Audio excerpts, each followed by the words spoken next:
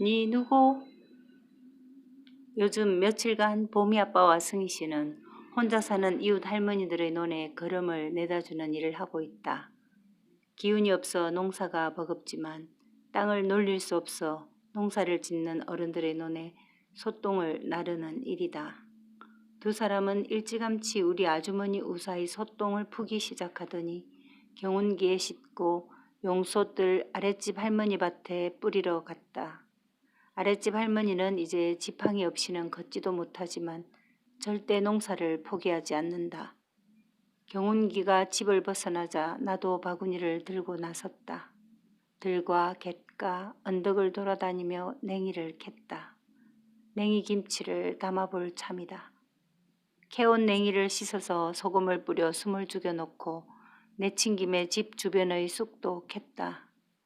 밭에 통통하고 어린 쑥이 무더기로 있어 캐려고 왔는데 풀숲에서 뭐가 후다닥 뛰어나갔다. 깜짝 놀라 쳐다보니 토끼였다. 녀석은 일단 위험지역을 벗어났다는 판단이 들었는지 멈추어 서서는 나를 빤히 쳐다보았다. 곧 후다닥 달려가 버리긴 했지만 그 동그란 눈과 마주친 짧은 순간을 영원히 잊지 못할 것 같다. 니 누구? 하고 묻는 듯한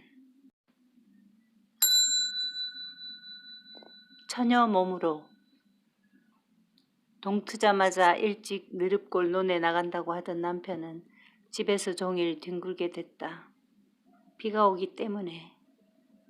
이렇게 저절로 자연의 일부가 되어 그 흐름을 따를 수밖에 없는 생활이다. 비안개에 쌓인 앞산을 보며 도시락 반찬으로 만들어둔 고추 부침개를 먹고 있는데 아주머니가 손에 비닐봉지를 들고 오셨다. 아이고 어찌 막걸리 갖고 오는 줄을 알고 마침 맞는 안주를 준비해놨네 하며 막걸리병을 꺼내시기에 사발을 가져와 한 잔씩 따랐다. 우사에서 밤새도록 소 울음소리가 나더라고 말씀드렸더니 아주머니는 수정관리사를 불러야겠다고 한다. 책을 찾아본 승희 씨는 출산 후 30일에서 45일쯤 지나면 발정기가 온다며 한 달 전에 새끼를 낳았으니 다시 때가 된 것이라 했다.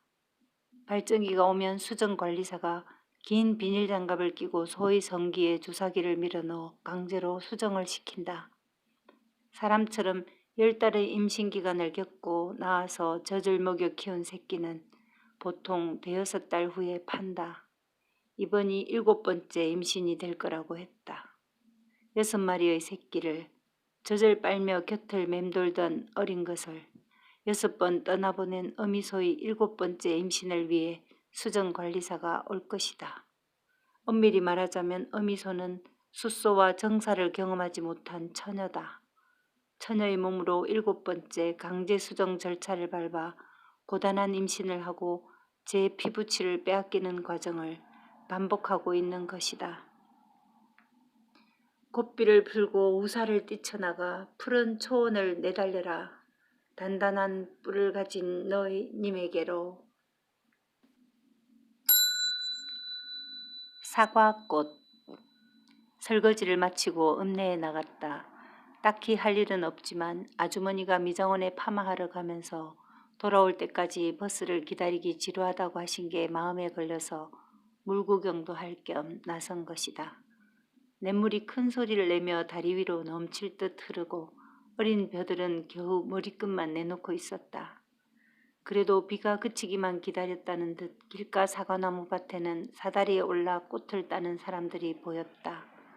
애써 세상에 얼굴을 내민 사과꽃을 저렇게 따내고 있는 것은 나무가 꽃핀 자리마다 열매를 맺게 되면 그들에게 영양을 골고루 나눠주느라 알이 굵어지기 힘들기 때문이다.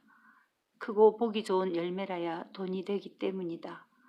자연스럽게 꽃피고 열매 맺어 시면 신대로 달면 단대로 먹을거리가 되고 또 어떤 것들은 땅에 떨어져 썩어 거름이 되기도 하는 것이 바람직하건만 돈이 되는 상품만 생각해야 하는 것이 오로지 좋은 대학을 가기 위해 치러야 하는 교육과정과 너무나 흡사하다.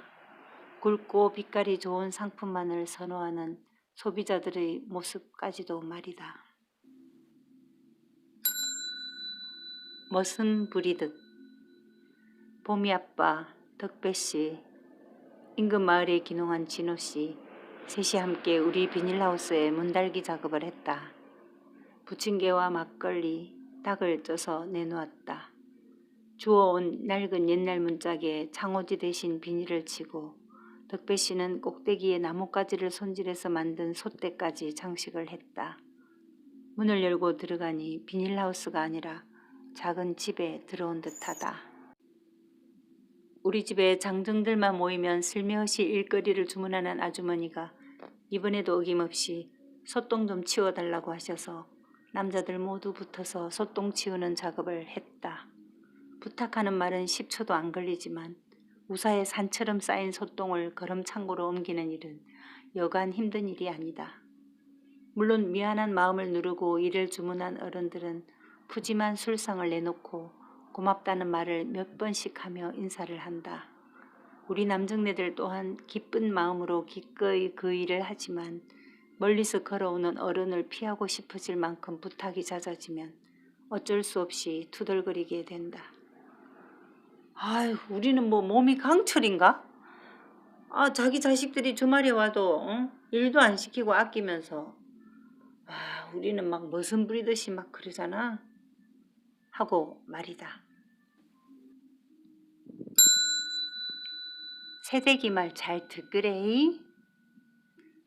아주머니가 내일 서울에 가신다고 한다. 심장 수술을 해야 한다고. 아마 30년도 더 됐어. 수술하라고 한 지가. 하는 말을 자주 하시더니 이제는 숨이 가빠서 참을 수가 없는 모양이다. 돈이 많이 든다고 자식들에게 폐가 될까봐 여태껏 참았다며 꼭 죽으러 가는 것처럼 무섭다고 하셨다. 그래서 당분간 소 여물 주는 일과 외양간 청소 그리고 옥수수밭에 잡초 제거하고 비료 주는 일을 우리가 대신해야 할 것 같다.